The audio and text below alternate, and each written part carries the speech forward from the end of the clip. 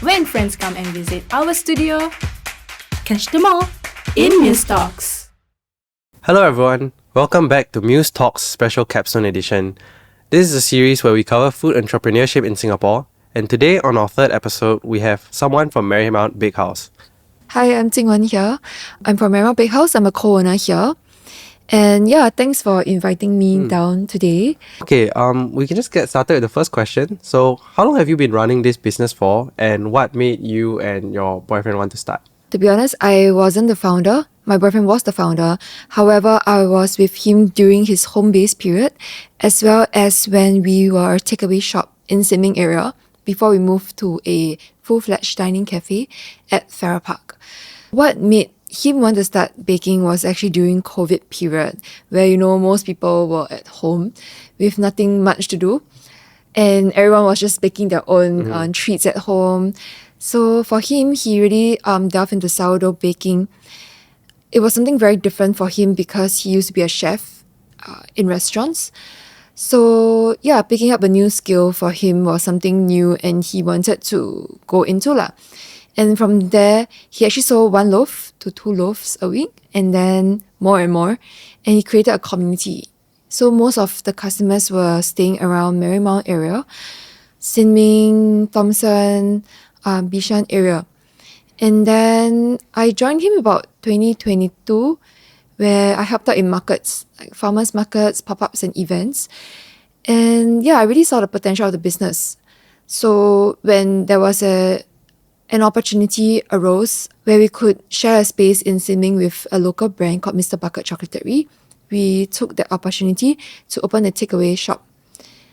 After about 9 months there, we decided we could take it further and move to a dine-in space. So, what made him want to pivot from cooking to baking? If you look at our menu, our items, a lot of items are actually very cooking inspired. So even though he's a baker now, he's also still a chef because a lot of the items require cooking skills. Yeah, something very different from what you usually see outside. So, when coming up with recipes, what was his inspiration and how long did it take for him to come up with new recipes? A lot are very inspired by his education in Switzerland and also his travels around Europe. So a lot of our items are actually very French inspired also. So to come up with new recipes, sometimes he gained inspiration from online, people who post their recipes or people who post their food. And then, yeah, he just makes it his own. I see. What are some of your favorite products from your store? I love sourdough, so I love bread. And it wasn't just bread that he's doing now. He used to only do sourdough bread baking before he ventured into like focaccias, pies, and now, of course, as a cafe, we have cooked food menu like sourdough pastas, etc. So I would say that other than the sourdough loaves that I started eating and enjoying, I really love the pastas. Yeah. All right, that's quite... It's all handcrafted and made from scratch. Oh, so how long... So everything is prepared in-house, right? Yeah, it's prepared in-house. So you guys are open from... Wednesdays to Sundays. But the prep starts from Mondays, Tuesdays, sometimes Mondays if we have a long week ahead, which means that if we have like pop-ups and farmers markets. So the prep is done by him and... And the kitchen staff, yeah. I do the prep on Tuesdays too.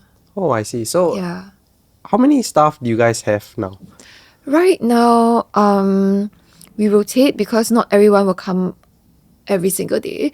So if you want to count in total, for the kitchen staff is about 6 to 7. So that's on a day? As in rotating in total. Okay. Yeah. Oh, so you have 6 to 7 staff rotating throughout the week? Yes. So how many operate the store at any given moment? On the weekdays, we will have at least 4 in the kitchen. On weekends, 5 to 6. But he works every day? Yeah, he works every day. Oh, wow. Okay. Same as me. So for me, I'm there from Tuesdays to Sundays also, doing the prep on Tuesdays and then operations on Wednesdays to Sundays. And then usually on weekends, we will have at least 2 people in the front of house. Yeah. So that's excluding the kitchen staff. I see. Kitchen staff is at least 5. I see. And sourdough, you can't ferment it too long and you can't ferment it too less also, which is why we prep for Wednesday on Tuesday. And then we prep for Thursday on Wednesday and vice versa. And yeah, so on. Okay, Yeah. that makes sense. How long does prep take? The whole day. Like from 9 to 6. And what does that process look like? Okay, so because we need to mix the flour in with our starter and our recipes basically, plus the doughs need to ferment for at least 6 to 7 hours outside the fridge before we put it into the fridge to cold ferment till the next day morning, and then we bake it in the morning fresh. So it really takes a lot of time. Plus we make all our pie crust from scratch. We make all our pastas in-house. So that's literally everything that we have to do on Tuesday. That sounds It's like a lot of work. Yeah, it's a lot of work. But I'm sure it's something that you guys are passionate about, and I'm sure that reflects in the food also. Yes. Yeah. To us, quality is really important. So we want to make everything fresh. We don't freeze items. We don't keep them like many days overnight. Yeah, we don't. So for your sourdough starter, you have this one batch. Just have one batch of sourdough starter. Yeah, we started off home base, and we have just been feeding it all the way until now, 3 times a day. So it's about 2 years old now? 3 to 2, 3? 4? Yeah. Oh, that's quite long. Yeah, I did. The flavor changes over time, right? So I'm sure it's different back then than it is now. I would say it's pretty consistent because the amount of time that we ferment and when we stir it into the dough is quite similar. We never really changed our recipes, and also the timing that we take for fermentation. So I would say that it's quite consistent. Oh, so how long did it take for him to get that sourdough starter? About 3 weeks. Because sometimes when the bad bacteria goes in, it fails, you have to scoop it out, there might be mold. You only want the good stuff to remain inside. So it really took about 3 weeks, thereabouts. For him to nail this recipe? Yeah, to nail the sourdough starter itself. Okay. So what is one of the proudest moments you've had running your business? I think it would really be to transition from being a home base to having a physical shop, because at that time we really started everything from scratch. We don't have like funding from anybody. It was really built with his 2 hands and his own money that he saved over the years, and also from selling his products. So I think to even transition to a physical shop, to pay for some of the renovation works, to us it was really a huge amount at that time. Yeah, so I guess that was really the proudest moment, that we could actually transition from home base to having a brick and mortar store. Yeah. Well, was it intimidating? It was for sure. The rentals and the overheads, you don't really have to think about that when you're home based. But right now, and at the point in time when we open a physical space, we think about rental, we think about your utilities, your bills, and whether like customers are going to come and find you.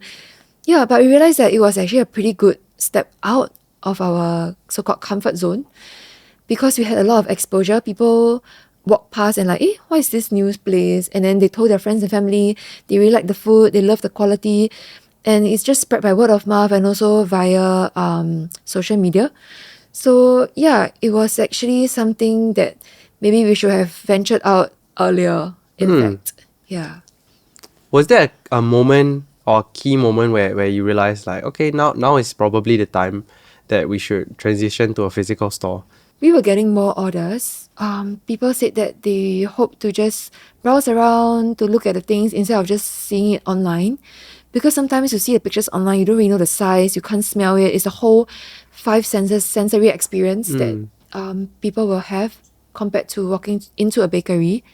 So yeah, the opportunity also arose when we realized that the Sin Ming outlet for Mr. Bucket wasn't open every day of the week, and we decided to write into the owner to ask for a possible collaboration, which is why it started. Oh, I see. Yeah. So it just came as a happen of like growing demand. Growing demand, plus we saw the opportunity and we reached out.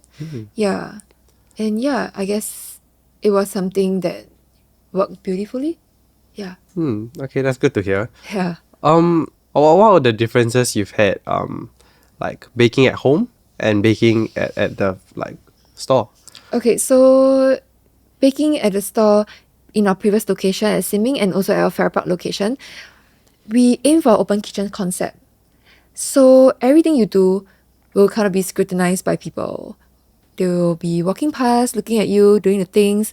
It felt a bit intimidating at first because people will just kind of like stare into the glass, and you feel like you're in some enclosure. Yeah, because people will just be staring at you doing your things. Versus when you're home based, you won't have people looking at you. There wasn't that pressure. So sometimes you have to still smile at people, and yeah, although it could be quite stressful. So I guess this was like the difference. Yeah. Okay. But I think it's good because customers can like visually Yes, see how their product is exactly. coming made. So yeah, I think it ties Yeah. back to your goals of keeping everything fresh, right? Yes. So people can literally see us make the doughs the day before, and some will be like, huh, these are not for sale. Then we try to explain to them saying that, oh, it needs to be fermented overnight and we bake it fresh tomorrow morning so you can come by the next day to get it. And they understand. And a lot of them became our regular customers. They even travel all the way from Bishan to our new location to find us at our new spots. Yeah. All right.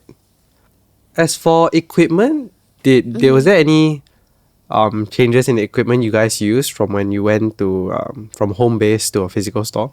Yes. So when we first really started, it was really crazy because we were baking loaf by loaf, one by one in the oven. Before investing in a bigger oven that can accommodate 5 loaves in one deck. So it was a double deck oven. So we could only bake like 10 at a time. That was what we used when we were still at our takeaway location. Before we realized that the growing demand, we can't just bake like 10 loaves in an hour. It takes about an hour for every cycle of bread, from the intricate scoring to putting it into bake. So we decided to invest in an even bigger oven, 3 decks of 6 at once. So we could bake 18 every single hour. Oh. Yes. So yeah, that's our production space right now. And of course, everything is still intricately scored and handmade. So yeah, in terms of equipment wise, I think this was one of our biggest investments. And also from moving from a home base to a more like so-called commercial space. Yeah, we upgraded a lot of our ovens. It was a lot of cash outflow, but it was needed because we needed to up that production. Yeah. Yeah, okay, that makes sense. Yeah. To feed the growing demand, especially during Christmas time, which is our busiest period, like November and December. Do you guys face any challenges when you went from making one loaf to now 18 loaves at a time?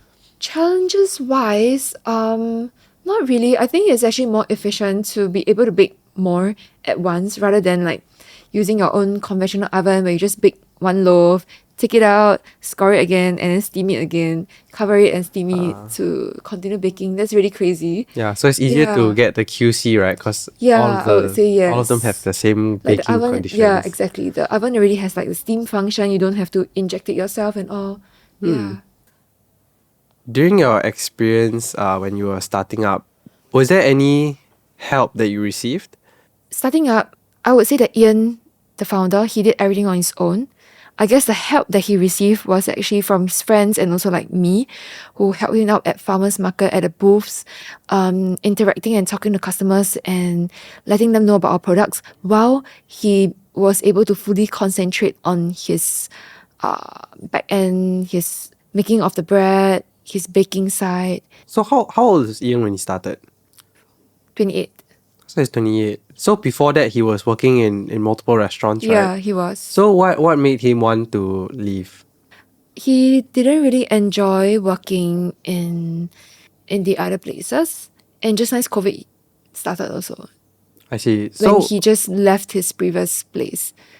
I So see. I guess it was a time of like delving deep into himself and asking the right questions and what should I do next? What is my next step? Because COVID hit, I'm jobless for him lah. So is there anything that because of his experience that he does differently in the bakehouse? I would say yes, because he used to do fine dining and restaurants. Everything in our bakehouse now looks refined. I would say it's a sensory experience before, it's a feast for the eyes before the feast, the feast for the stomach. So everything is very, like for his breads, it's very intricately scored. For his pies, intricately garnished, very pretty looking. But everything is for a reason. It's for the elevation of the taste and the looks. So you think that that's also like, that could be part of the reason why it sets you apart from other bakeries, right? Yeah. Yeah, which is why people always buy it as gifts because it look good. They're like, oh, so pretty. I think my friend would love this. And of course, it tastes good. It can't just look pretty and don't taste good. yeah. So I think that's the important part also. Yeah. All right. I think that's a good way to kind of diversify your customer base, right? Because when people buy for others and now they know about the product, then they're more likely to buy it too, right? Yeah. And I guess that's how it spreads. Yeah. So when you are approaching this fine dining mix with bakery, was there any sort of complications you ran into? Being able to really scale it is not something that is easy because everything is so fine, everything is really artisanal. So of course we can't produce in large batches. So I guess this is one of the biggest pain points also. Yeah. Was there any challenges that you faced? Of course it will be exposure because so many people are doing home-based business at that time. How do you differentiate yourself? Yeah, so it was a lot of social media marketing. It was a lot of putting your products out there to make it look different, unique, and nice so that people buy it for themselves and also for gifting. Yeah, so I think our products look very different from your usual ones where you buy sourdough and it's just a normal like expansion scoring. Ours is intricate scoring that looks beautiful. It looks like wheat stalks, it looks like flowers. Yeah, so I think that was the differentiating factor for our brand versus the others. Were there a lot of other people getting into sourdough around this time? Yes, there was actually, I think during COVID period, the baking scene went crazy, the home-based baking scene. Yeah, because Which is why I think, because everyone was kind of like everyone's bored trying to at get home, into it, stuck at home and all. So I think you might also see a lot of other home-based businesses flourishing into their own physical space, like even until today. Yeah. Okay. But it's good that people were able to at least get something out of that COVID period, right? Yeah. Then what about during when you open your takeaway location? I think sometimes when you have that customer interaction, it could get tricky. Yeah. Because now there's the customer service aspect to take care There's of, the customer right? service aspect. And then people might expect more when you have your shop versus when some people they could be a bit difficult, but they don't see you in real life when they buy online. So it doesn't really affect that much. But when you have your own physical space and when you have that real life customer interaction, things could get a bit tricky. Yeah. Was there any particularly negative experience you had with a customer? Of course, there will be a lot of colorful people that exist. That's one way to put it. So so it's how you have to deal with it and how we have to make people understand the values that we hold on to. Like I would guess, for example, because our breads are so freshly baked every morning, it needs time. They need time to rest, and we can't just cut them immediately when it's still hot. I think people who bake, people who do sourdough, they know this. They know that bread has to be rested first before you slice into them. It has to be cooled down. So we had a lot of customers who request or rather insist on us slicing up their loaves, but we can't for first quality purposes, and second for the sake of not spoiling the loaf. Yeah, it's still hot. You can't cut it. But some people will be pretty insistent on getting their bread sliced and get worked up on why we cannot slice the bread. But it's not because we don't want to, but because we can't. Yeah, I think sometimes they just, Yeah, because they don't bake, they probably don't understand. Yeah, but some days just insist after we explain to them, like, it's going to look very sticky, it's so hot. Yeah, you can't. So what do you do in that scenario? We try to explain to them. Some of them do understand. Some of them don't. We have received like negative reviews because of that. But I guess it's just life, right? Also, so you can't in the do end, anything about that. In the end, do you still sell it to them? We sell it to them without it being cut, and then they can just complain and I see. Yeah, we just have to No, but it's good that in the end you still prioritize the quality of your Yes, product. of course, we still prioritize it. We cannot. No means no. Yeah. You can't. Yeah. I mean, maybe they may still leave a negative review, but I'm sure when they taste the product, then Yeah. okay, maybe they didn't understand after that. I mean, they can leave a negative review online, sure, no problem. But people who read it will understand from our point of view. So it's been 4 years now. 3 to 4? Yeah. 3 to 4 years. Yeah. So if you had a chance to restart, what would you do differently? We would probably have moved to a physical space of our own with a dine-in sooner. Because you Yeah. mentioned that earlier as well, right? Yeah. That you realized that once you moved in, actually there was quite there a was popular demand. And then at our takeaway space, we had people who walked in and realized that, oh, there isn't like a dining spot. They actually brought their family along. They can't dine in here. They really wanted to eat the food, but yeah, they were a little disappointed. We had explained to them it was just takeaway. We tried to put out some foldable chairs and tables if they want to just hang out outside. But if they're coming with family, they can't just like have a meal with their grandparents, with their parents. We don't have that space for that at a point in time. And plus, because COVID was almost over when we opened our previous space, most people are already transitioning to eating out. So we thought that maybe we could have actually opened up before that. To capitalize on those people who want to go out, right? To meet that demand, yes. So when you're operating at home, Yeah. it was just the two of you, right? It was actually just him at the start. And then I helped out in markets. I see. Because I wasn't culinary trained. I learned a lot of the making of pie crust, for example, from scratch. I was taught by Ian. During home base, really, it was just mostly him. I was just helping out in some packaging and manning the booths and markets, explaining our products to customers. Yeah. So when you guys were launching your physical outlet, was Yeah. there any problems you had with looking for staff? At that point in time, because it was a takeaway, I could man the entire front because it was just packing for people, taking away. So it was okay. It was manageable. It was actually the kitchen side that needed staff. As you know, F&B is very tough. People come and go. It wasn't easy to hold on to a particular staff. Sometimes you feel a bit sad that you trained up somebody and then they leave Yeah, and then in they like just leave, 3-4 right? months. Yeah. So I guess it's something that is ongoing and we just have to keep dealing with it. Yeah. Oh, so even until now, you still kind of face these manpower issues. People come and go, yes. We do have more permanent part-timers and permanent staff, yes. But matter of fact is that you never know when they will just decide to leave also. Yeah. People can just pursue their passions, make career change, a lot of things. So in life, there's always this uncertainty. What do you look for in your staff? Because I'm sure with a company or with a bakery like yours where Yeah. everything is made in-house and there's Yeah. a focus on freshness.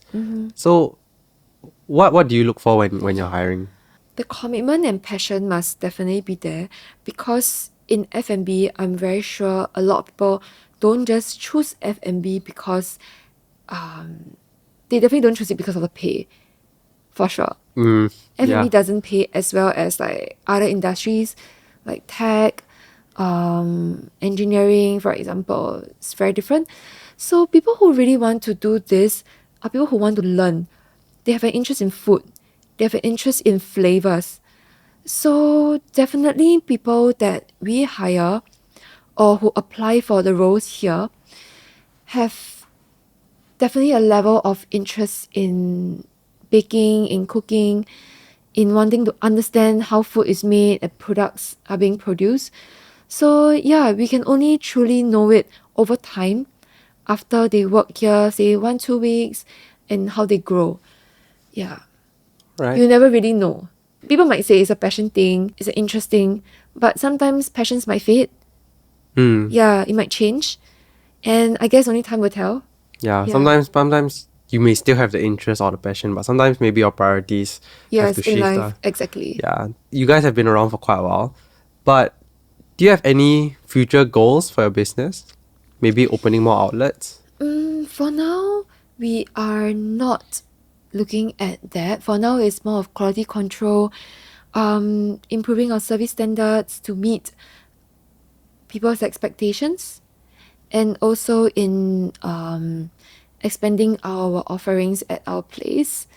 we always change up our products and have specials. So it keeps things fresh. Our regular customers can always try something new. So for now, that's what we are focusing on. Of course, in future, we don't know what the future holds. If we can manage, maybe we might do something more. But as for now, in the near future, in the near 1 to 2 years, we might not do that. All right. Yeah. It's just on focusing on ourselves, our quality, our products, yeah, and making sure that it's sustainable. How much of your customer base is regulars? For now, because we just moved into dining space and with more publicity, we're getting a lot of new crowd. We still see a lot of our regular customers, but I wouldn't be able to tell like a certain number or Oh, so percentage. I can't give a percentage. Okay, Yeah, I that can't makes give a sense. percentage. Yeah. No worries, that makes sense. Yeah, I would say that when we were at a previous place, after we settled in for a few months, maybe about 60% were regular customers. okay. Yeah, 60-70%. Because they really stay around the area. But for now, I would say that because of the amount of new people coming in and dining in our shop, numbers have increased. The amount of regular customers percentage, it's not that the number of regulars decreased, but the percentage will definitely have decreased because we have a lot more new people who are also starting to become regulars who stay in the area. Okay. Do you have any particularly nice interactions you've had with some of these regulars? Yes. From our previous space, we have customers who will just walk over from nearby and just hang out with me at the shop, can speak for 1 to 2 hours, just drinking her coffee from the coffee shop because we didn't have coffee at that time, while eating our bakes. So I guess these were some of the very heartwarming moments. And for now, when we move into a dine-in space, yeah, we have regular customers who brought their friends over, just hang out at our cafe over coffee because we serve drinks now. We serve coffee, we serve tea. Yeah, so they just hang out with their friends over our food. They introduce new friends. They bring their new friends here, their family here. So these are very, I would say, the moments that we look forward to also. Yeah. You can see them enjoying their food and their time here. Yeah, I think that's part of also what Yeah. makes F&B so rewarding, right? Like the Yes, human the connection whole, with yes, food. exactly. Yeah. So what would you say you and Ian's motivations for continuing now are? Do you believe it's still passion? Or do you think your passions have changed? Maybe you still love baking, but now you've come to love the customer service side of it also. It is passion from his side for sure. For me, I would say it's from our regular customers always coming in and then me remembering their orders and them being happy that I remember their orders and the whole experience that they get. Like, they're just very happy to come in, be recognized, enjoy the food, get their weekly loaf. Yeah, it's something that is this personal touch that keeps it going also. There's something cathartic Yeah. about this routine, Yeah, right? it is. Yeah, I can kind of understand what you mean because I used to work in F&B too. So I see. that feeling you have when you know your regulars orders and Yeah. you see their reaction that they feel heard or remembered Yeah, in a they way. feel In a remembered. way. Yeah, like, oh, you remember my order? I'm like, yeah, you Yeah. always order like an espresso and a cappuccino with your meal. Yeah, because I think a lot of people who work in F&B, they may overlook is that while you're serving like these maybe hundreds of customers a day, for that one customer, you're the only cashier for them, right? Yeah. So I think people tend to overlook that. But Yeah. when you really focus on that, you learn to make every interaction special, right? Exactly. Especially when you remember their order exactly. Yeah, Yeah. it's super satisfying. I know what you mean. Yeah. So what advice do you have for people who are looking to venture into the food space? I would say just do it. It's not going to be easy. You really have to put in a lot of your time, hard work, sleepless nights, just to churn out the things that you require. And also having that uncertainty on whether it might fail or it might take off. Because, yeah, if you're your own boss, there are a lot of things to consider. You're not drawing a salary from people. You really have to put in the effort, and especially for F&B wise, where it's so competitive in Singapore. But just do it, because if you put in your hard work and your efforts, right, it will be rewarding for sure. Yeah. I think that's a good take on it. Because I think a lot of people they get afraid to start and so they never do it. Yeah. But I think it's good to start when you're young, right? Because not to say that you have more time to mess up, but you know, if you mess up early, you can learn from it, right? And then you have a lot of time still. In a way, to yes, and learn also from. because starting from young, you have more energy. You are able to, chong more in a sense. Yeah. Because I mean, when you're older, then you have more responsibilities. It's harder Correct. to try to Exactly. take these risks, right? Different phases of life. Yeah. Do you have any last things to share with us? I would say that on this journey, although it has been really tiring, there are a lot of other things that will make it very rewarding, like seeing very nice customers, seeing your satisfied customers, and also catering to people who really love our bread and need our bread because of the low gluten and GI levels, especially from our bakehouse side because we do everything sourdough. So yeah, Thank you so much for sharing. yeah, I think you've shared a lot of valuable insights into what it's like transitioning from a home business to a physical store. I think I learned a lot about not only your business but also like sourdough in general. I think your big house has a lot of good values. I think the inspiration behind how Ian started is also quite interesting. So I'm really glad that you were able to come on and share. thank you. So that's all for this episode of Yeah. Muse Talks. Thank you so much for watching. Be sure to leave your thoughts in the comments below and drop a like.